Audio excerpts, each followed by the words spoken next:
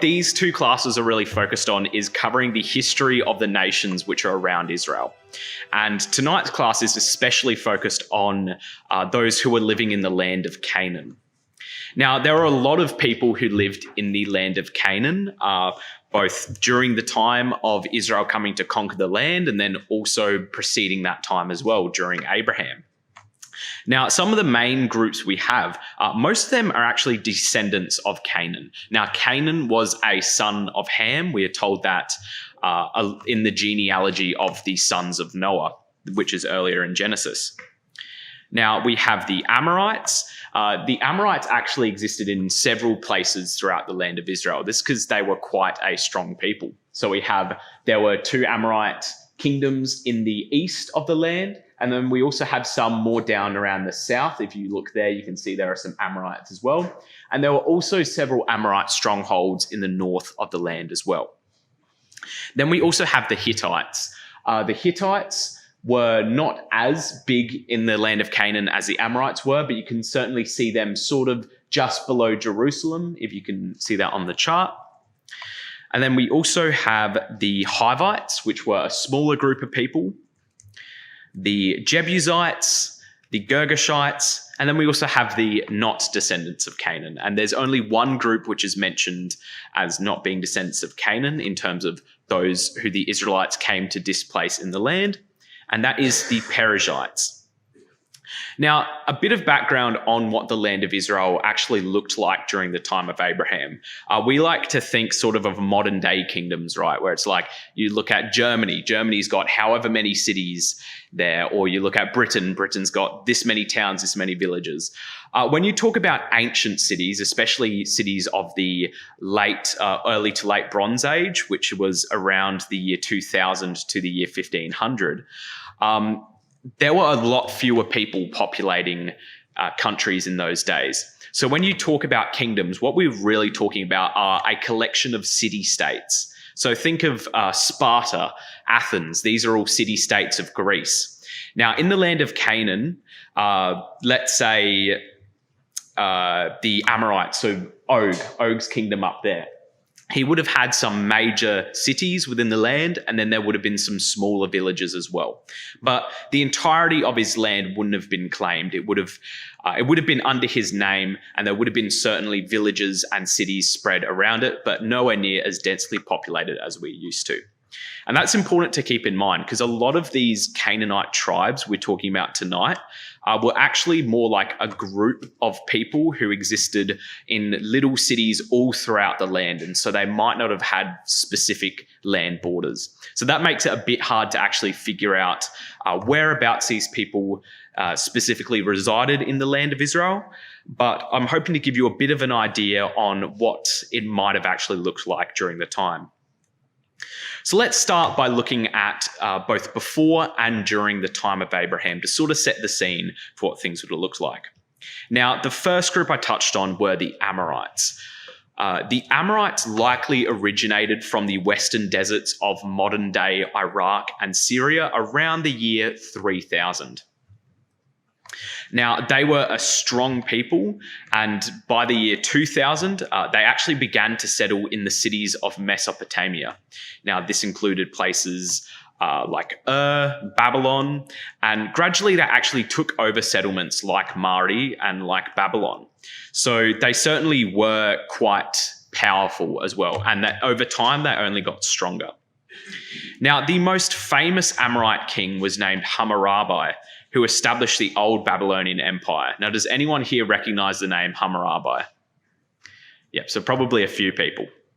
Now, Hammurabi is quite famous as a king of the Amorites. Quite a few people still know about him because he managed to conquer quite a few neighboring city-states. So this included places like Isin and Larsa. These were all spread out around the land of Mesopotamia. And he also created what is known as the Code of Hammurabi, which is one of the earliest and most complete written legal codes in history. Now, this consisted of 282 laws, and these covered various aspects of daily life. So they would govern how you would conduct trade within his kingdom, what your family relations would look like, what your property rights would look like, and also how to conduct criminal justice within the land. And it's actually really interesting when you compare the law of Moses to the Code of Hammurabi. Now, a lot of secular scholars take this and they would then say, oh, this proves that the law of Moses was created by a human. He literally just took parts from the Code of Hammurabi. But it's quite interesting because the Code of Hammurabi, by the time of Moses, would have been centuries old. So it would have been known to quite a few people around the land. And Moses, being someone who was raised a royal in Egypt, he probably would have had the opportunity to read the Code of Hammurabi or things inspired by that code. And even still, a lot of people who weren't royal blood or who weren't necessarily leaders, they probably would have known a few things about the code, maybe some laws that had become more commonplace within the land as well. And it's really interesting because if you look at it from a believer's point of view, you can look at the law of Moses and actually say, here are some of the elements God was drawing upon, which were laws within the world at the time, such as eye for an eye, direct retribution, and things like that, where God was drawing upon the laws which humans had made and then bringing those into his own laws so that he could then say, here's what you think you should follow. Here's an eye for an eye. And then we see later on, of course, Jesus then comes in fulfillment of the law and he says, you've heard an eye for an eye. No, if your brother slaps you in the face, turn the other cheek. And so what God was trying to do there and was trying to show the people was really that here's the laws which were commonplace in the world at that time, but I want you to look a bit deeper and try and embrace the merciful character that I want you to have. Now, the Amorites, by the time of Abraham, so this was around the year 1813 to 1638, that is BC, not AD, they were still a significant player in the Middle East. They actually still held a large amount of power over Babylon and also some regions of Mesopotamia. This did include Ur, but they weren't technically the rulers of Ur. At that time, it was a different group that ruled Ur. Now, there were several Amorite kingdoms in Canaan at the time, and they were especially known for their fortified cities and their warrior culture. Now, these include the large regions of Bashan and Heshbon, which would later be conquered by Israel. So Bashan and Heshbon were the eastern regions that were controlled by the Amorites, which I'll go into some more detail later. Now, they were also known to the ancient Egyptians, and the ancient Egyptians actually saw them as being quite a big threat to their empire, particularly during the times of Egyptian weakness. So when Egypt was suffering from plights such as famine or flooding, they were often under threat from the Amorites as well. And in the Bible, the Amorites are often mentioned alongside other Canaanite tribes. Unfortunately, they were known for their idolatrous practices, which was, of course, a significant concern for the Israelites. But we also do know that there were good Amorites. As we read in Genesis 14, a bit of background, Lot is captured when Sodom and Gomorrah are conquered by Chedorlaomer alongside 3 other kings. Now, in response, Abraham mobilizes a force to rescue Lot. So he actually allies himself with 3 Amorite brothers named Mamre, Eshcol, and Aner. And we read in Genesis 14, verses 14 to 16, when Abraham heard that his relative had been taken captive, he called out the 318 trained men born in his household and went in pursuit as far as Dan. During the night, Abram divided his men to attack them, and he routed them, pursuing them as far as Hobah, north of Damascus. He recovered all the goods and brought back his relative Lot and his possessions, together with the women and the other people. Now, it seems like these men were close friends to Abraham, and they potentially knew of the promises from Yahweh as well. Now, we can sort of read into this a bit and kind of see that they were quite close to Abraham. If you look at the fact that these 3 men were willing to ally with Abraham in a very dangerous military venture, So Chedorlaomer had combined himself with 3 other kings, and he had not just conquered Sodom and Gomorrah, he had conquered multiple towns within the land of Canaan and multiple large cities. And yet these 3 Amorite brothers were willing to join up with Abraham, and they formed a force that really wasn't too big compared to the forces of Chedorlaomer. And yet they were willing to trust that Abraham could give them the victory. And so that sort of does indicate that they did have a belief, even if not in Yahweh, they did believe that Abraham was blessed by Yahweh. And also we are told then that Abraham chose to live near Mamre, which indicated a close relationship with him and possibly his brothers as well. Now, we go to the second group of people who are in the land as well, the Hittites. So the Hittites were an Indo-European people that settled in Anatolia. So that's modern-day Turkey. And this was around the early 2nd millennium BC. So they actually established their capital at Hattusa, which is probably where they get the name. They were known for their use of chariots, advanced ironworking, and also their very complex legal systems as well. And it wasn't until the 17th century BC that the Hittites actually began to expand their territory. So this led to the formation of what is known as the Old Hittite Kingdom. And this actually brought them into conflict with neighboring states, such as the powerful kingdom of Mitanni and the Egyptian Empire. But under kings like Hattusili I and Mursili I, the Hittites reached the height of their power, and they even managed to sack Babylon around 1595 BC. But they never actually managed to gain a long-standing control of Babylon, as after sacking it, they didn't stay for long. So they were never really a power that controlled Babylon, unlike the Amorites. However, the Hittite Empire experienced a decline, and this was known as the Hittite Dark Age. And it wouldn't be until the 14th century BCE, under the New Kingdom, which was also called the Hittite Empire, that they actually began resurging. Now, during this period, the Hittites became a dominant force in the Near East, so they actually managed to rival Egypt under the famous pharaoh Ramses II. And the Hittite Empire at its peak, around 1274 BC, controlled a vast area. So this included parts of Anatolia, so modern-day Turkey, also Syria, and northern Mesopotamia as well. Now, in the Bible, the Hittites are often mentioned as one of the many Canaanite tribes inhabiting the Promised Land. They appear as early as Genesis 23, which Phil read for us tonight, where Abraham purchases the cave of Machpelah from Ephron the Hittite to bury his wife Sarah. Now, even though they were quite a strong regional power, by the time of the Israelite conquest of Canaan, the Hittite Empire was still powerful, but its influence in Canaan wasn't that massive. So it was likely more limited to just certain city-states within the land or vassals. So they didn't control a vast amount of land, unlike the Amorites. And the Hittite Empire eventually declined. This was due to a combination of internal strife, invasions by the Sea peoples, and the rise of Assyria. And looking into the invasions of the Sea peoples is a really interesting topic if you are a lover of history.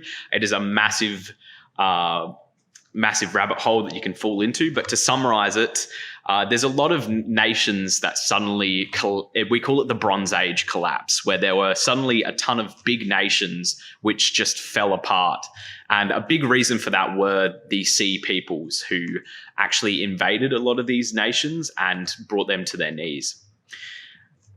So also by the 12th century, the empire had fragmented into several city-states, and these were eventually conquered by the Assyrians. Now, Hittites were actually very well known for their trading as well. So the Hittites and Egyptians, they were significant rivals for control over the Levant, which includes the area of modern-day Israel. And this was particularly during the 14th and 13th centuries. They actually fought a large battle near the city of Kadesh on the Orontes River, and this actually led to the signing of what was known as the Treaty of Kadesh. So this treaty established that there would be mutual defense between the two empires, and they would also have their own little spheres of influence and wouldn't really go past them.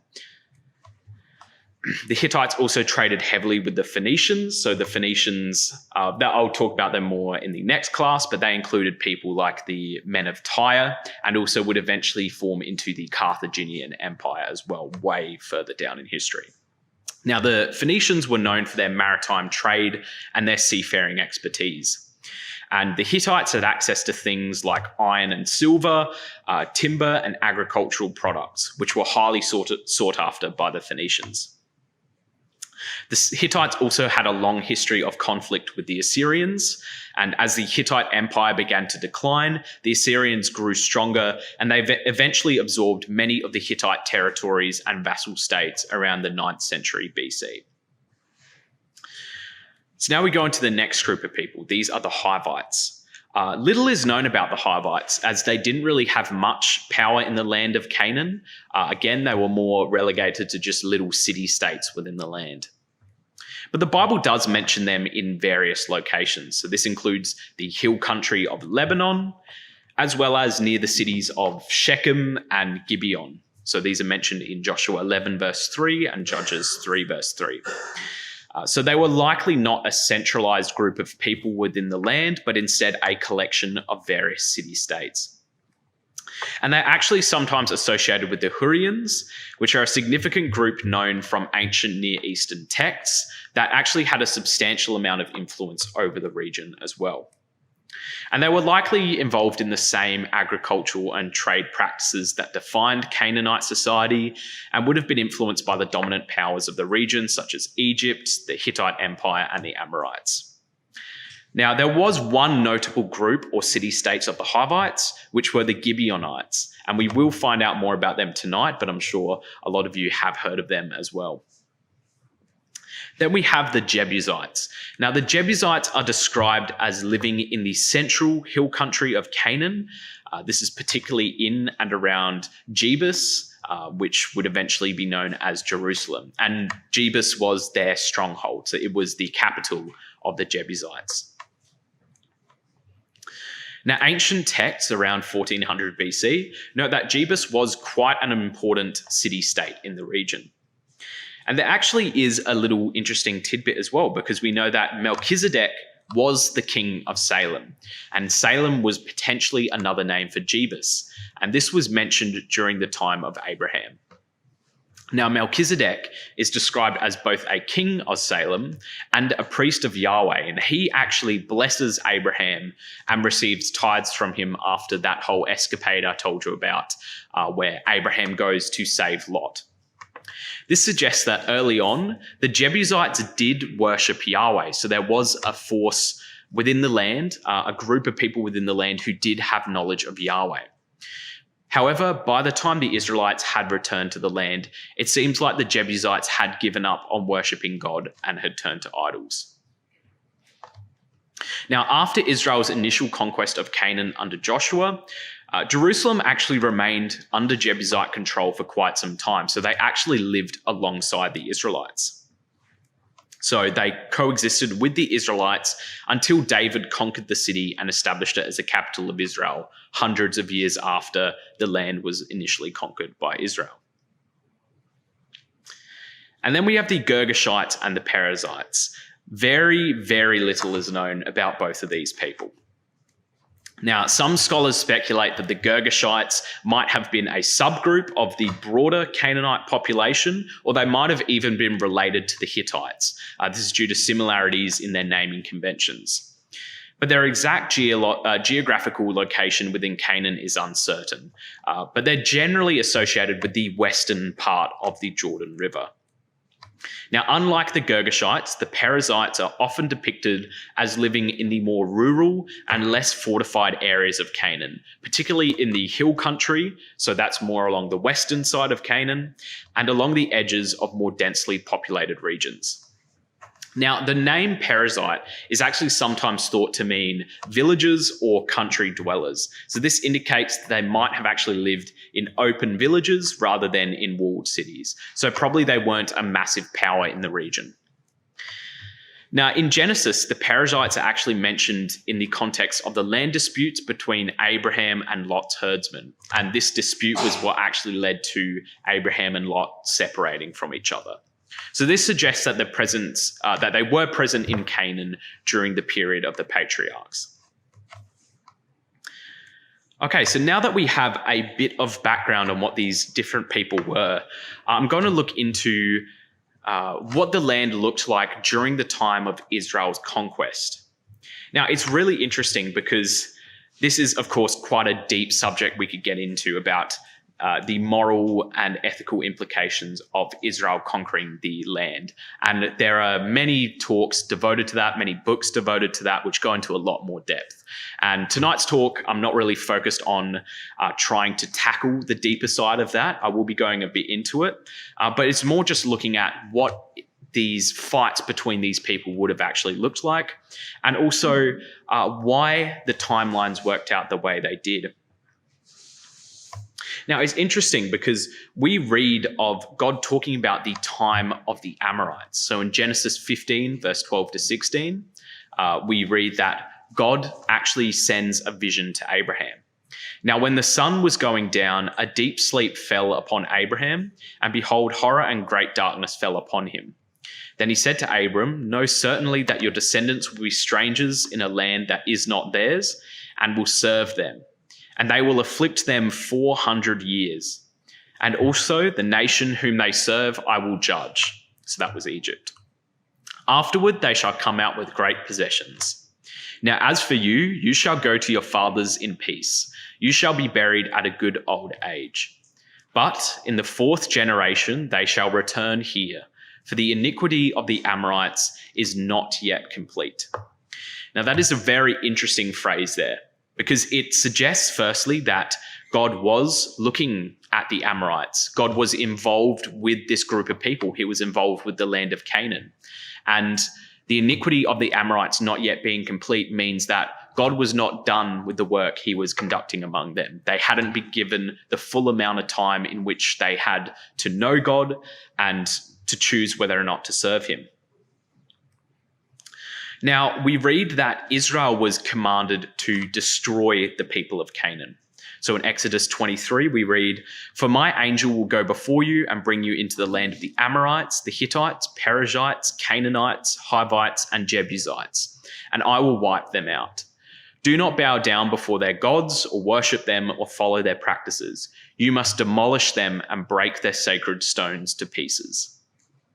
Then in Deuteronomy 7, we read, "When the Lord your God brings you into the land you are entering to possess, and drives out before you many nations, the Hittites, Girgashites, Amorites, Canaanites, Perizzites, Hivites, and Jebusites, 7 nations larger and stronger than you, and when the Lord your God has delivered them over to you and you have defeated them, then you must destroy them totally.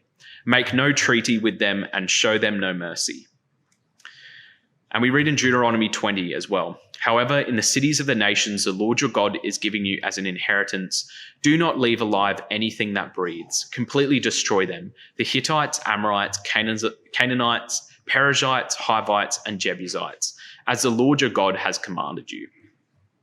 So it's really interesting that God focuses upon these people living in the land. So this covers just the main regions of the land itself. And it's really interesting that God asks for the destruction of these people. But when you actually look at, I think it's interesting because it sort of makes you think, oh, is this just? Is this fair for God to want these people to be destroyed? But if you look into a bit deeper, you can actually see that there were many chances given to the Canaanites. So after enduring centuries of slavery, the Israelites were miraculously freed through a series of plagues that demonstrated God's power over the Egyptian gods and Pharaoh completely. God destroyed every single one of the Egyptian gods and showed that he was the one with real power. Not only after destroying what was probably the most powerful empire in the entire world at the time, God then parted the Red Sea, and this actually destroyed the pursuing Egyptians. Now, these extraordinary events would have absolutely been known all throughout the region, especially among the Canaanites. And this is because there was a lot of trade, of course, like I said, going on between the Hittites and the Egyptians, and also a lot of the other Canaanite tribes as well. So it wouldn't have been a secret to them that something had happened in Egypt, something miraculous. The people who were slaves in Egypt had overthrown the most powerful empire, and they were claiming that their God Yahweh had done it. And not only that, the Israelites, they ended up failing God in the wilderness, and they were then forced to wander for 40 years. So this would have given the Canaanites ample time to reflect on the reports from Egypt and actually consider the power of Yahweh. They had 40 years from when they heard about what had happened in Egypt to when Israel eventually came into the land and conquered them. And this delay in Israel's conquest of Canaan was not just a punishment on Israel, but it also was an extended grace period for the inhabitants of Canaan. And also, all throughout history, figures like Melchizedek, the king priest of Salem, and also Job, who a lot of scholars place as being in the land potentially during the time when Israel was in Egypt, show that the Canaanites had access to the knowledge of God. And this knowledge was likely passed down through the generations. So this means that the Canaanites had the opportunity to turn to God even as Israel approached. So when they heard of reports of Yahweh delivering the Israelites, they should have looked towards that and been like, okay, this means something's happening. And they should have known of Yahweh as well from way back in their history. It's definitely that these people had the chance to know. And when it says the times of the Amorites, God didn't just give them that 40 years. Israel was in the land of Egypt for around 430 years. So this means that the Canaanites in the land had 470 years during that time where you had people like Melchizedek, like Job, and like many other faithful people who likely existed during the land of Canaan, within the land of Canaan during that time, actually spreading knowledge about Yahweh. So this was not just God wiping out these people. This was God giving them the chance, the full amount of time to come to know him, and then eventually judgment came. So judgment did come. And we read of it first that Israel fights the eastern Amorites. So we hear of the defeat of King Sihon of the Amorites in Numbers 21 and Deuteronomy 2. So as the Israelites traveled to the promised land, Moses sent messengers to King Sihon. So this was the Amorite ruler of Heshbon, the little pink kingdom down there. Or it looks like the colors sort of blend together a bit. The kingdom more towards the south. So you have Sihon, and then you have Og's kingdom as well. Now, this was the Amorite ruler of Heshbon. So they were trying to get King Sihon to give them leeway to actually travel through their land into the promised land. But Sihon actually refused, and then he prepared for battle. Now, the Israelites then defeated Sihon, and they captured his city of Heshbon and also other Amorite cities in the region. Then we also read of the defeat of King Og of Bashan. So following their victory over Sihon, the Israelites then encountered King Og, who was described as a giant. Now, he actually also opposed their passage. Now, the Israelites defeated Og and captured his territory, which we're told included around 60 cities. So these were probably the largest powers in the land at the time. The Amorites had probably the strongest claim to the land, and yet this was also around the time when Israel was traveling to the promised land, and yet they destroyed what was most likely the strongest nations in the land at the time. And this should have made all the other Canaanites stop and think for a second and go, oh, that was the strongest people in the land, and they have just been destroyed by the Israelites. Something else is going on. Again, this was another little warning sign for those who had the opportunity to turn towards Yahweh. And these victories actually gave Israelites control over the territories east of the Jordan River. So then we read of Israel fighting the Western Amorites and the Girgashites. So we read of the Battle of Gibeon. Now, the Gibeonites, these were, as I said, a group of Hivites, and they actually deceived Joshua into making a peace treaty. So when the 5 Amorite kings from Jerusalem, Hebron, Jarmuth, Lachish, and Eglon heard that Gibeon had made a peace treaty with Israel, they attacked Gibeon, and then Joshua came to their defense.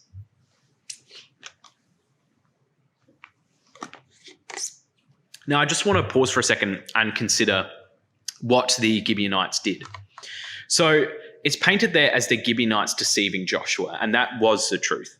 But for them to deceive Joshua, what it shows is that they recognized that the Israelites were a threat within the land. They obviously saw what had happened in the eastern side of the land when when Og had been defeated. And from that, they concluded that there truly was something happening with the Israelites. Whether or not they believed in the Israelite God, we're not entirely sure, but it does seem like they believed that the Israelites would conquer the land. And so the Gibeonites took that chance, and they tried to save themselves by, of course, deceiving the Israelites. But as I'll show later tonight, God actually takes this opportunity to then bring the Gibeonites closer to him. So this sort of shows even further that those who did turn towards God would be saved. We also read of the southern campaign against the Amorites.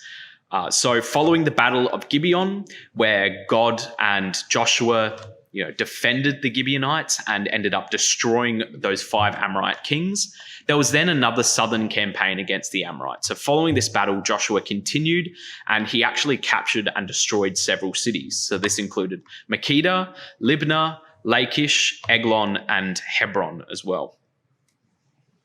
And we also read of a northern campaign. So this was a little later, but then in the northern region, Joshua faced a coalition of kings led by King Jabin of Hazor. Now, by this point in time, this was probably the last stand of all the Canaanites, where they banded together against the common threat. They saw that there was no way for them to win against Israel unless they actually worked together. So this was around the time of the end, for the land of Canaan.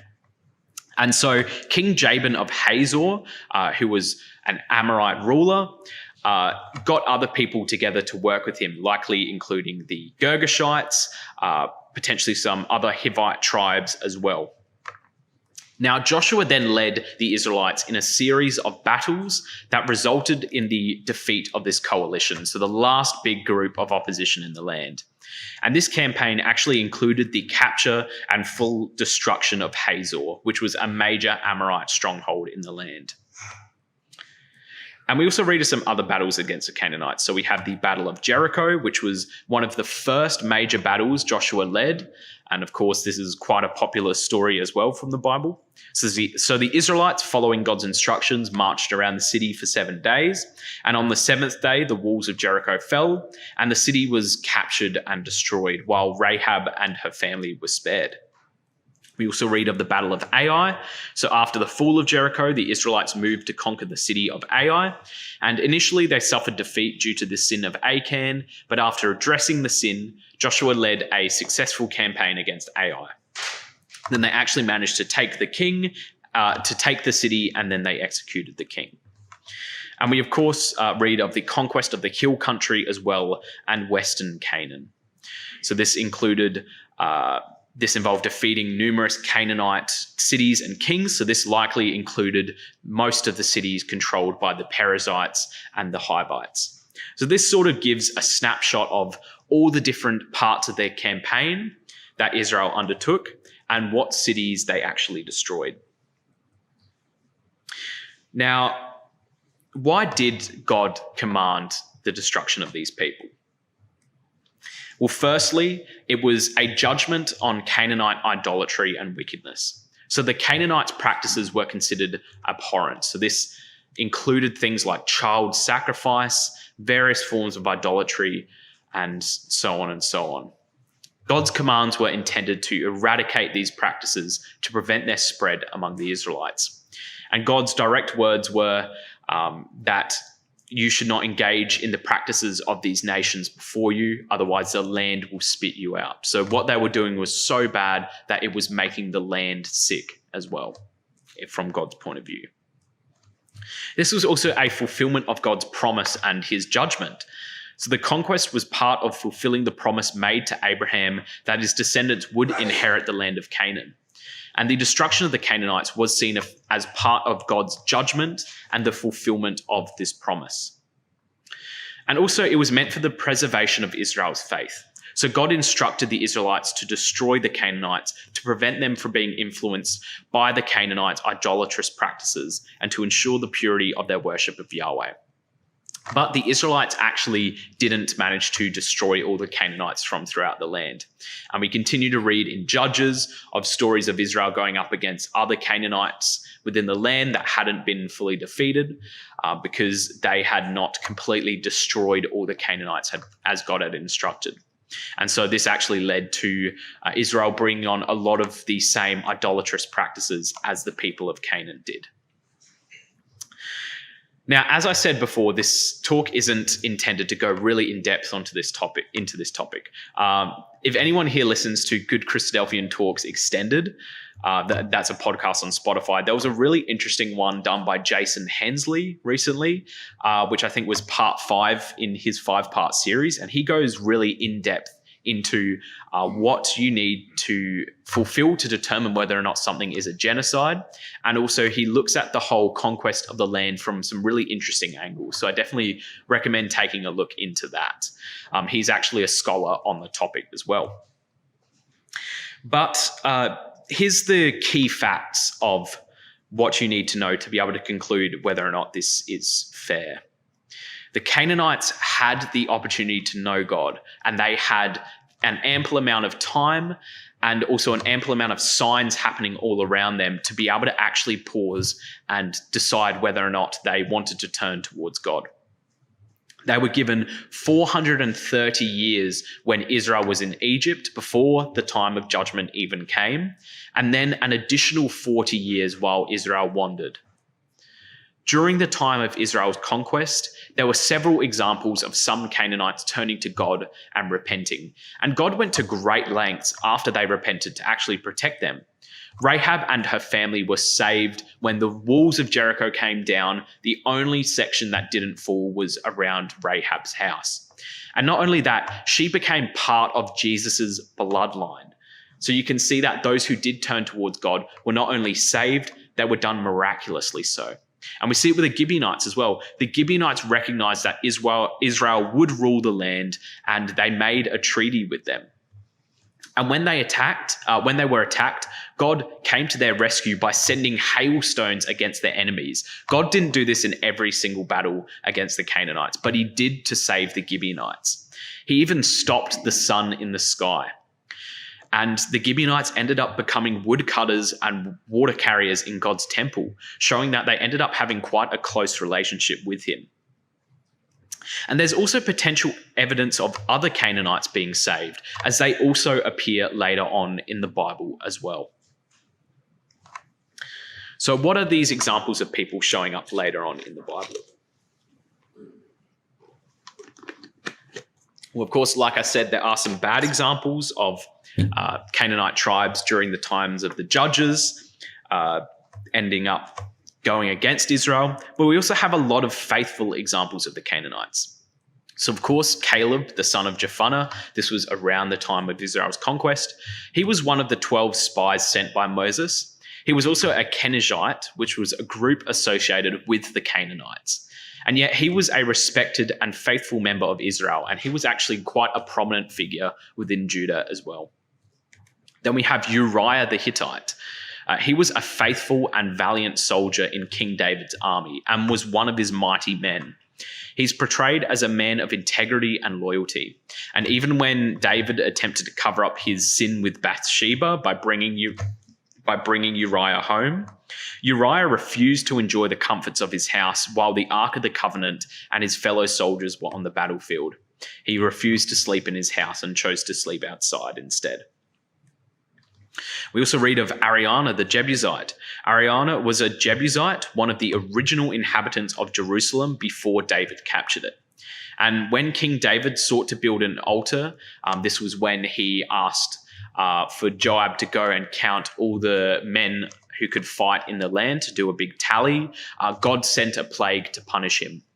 And King David sought to build an altar to stop that plague. And so he approached Ariana to purchase his threshing floor.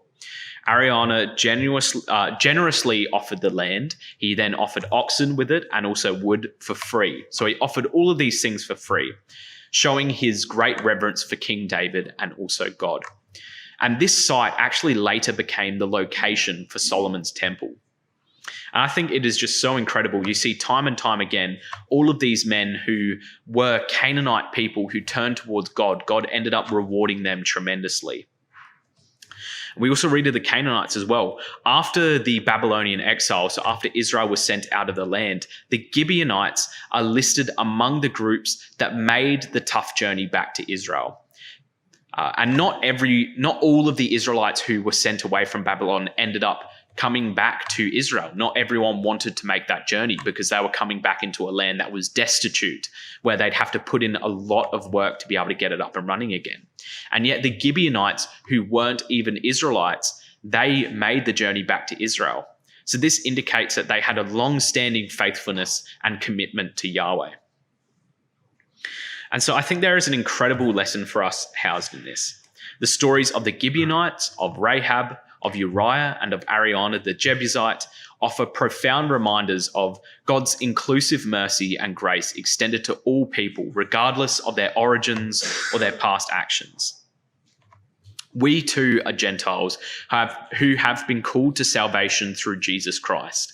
And these stories should remind us that God's mercy reaches beyond all barriers and offers us a redemption and a place in his covenant if we respond with faith and repentance. And one of my favorite quotes on the topic is where we're told God sets before us life and death, and therefore choose life. And I think that also perfectly sums up the situation with the Canaanites as well. God set before them the chance to have life and also death. And unfortunately, many of them chose death over life. They chose to form coalitions and try and defeat Israel. And even though they saw time and time again that Israel defeated the armies they put together, this is just, they decided death was more preferable over life serving God. And we read in Ephesians 2, verse 11 to 13, "Therefore remember that you, once Gentiles in the flesh, who are called uncircumcision by what is called the circumcision made in the flesh by hands, that at that time you were without Christ, being aliens from the commonwealth of Israel and strangers from the covenants of promise, having no hope and without God in the world. But now in Christ Jesus, you who once were far off have been brought near by the blood of Christ." And so we too are just like those Canaanite people.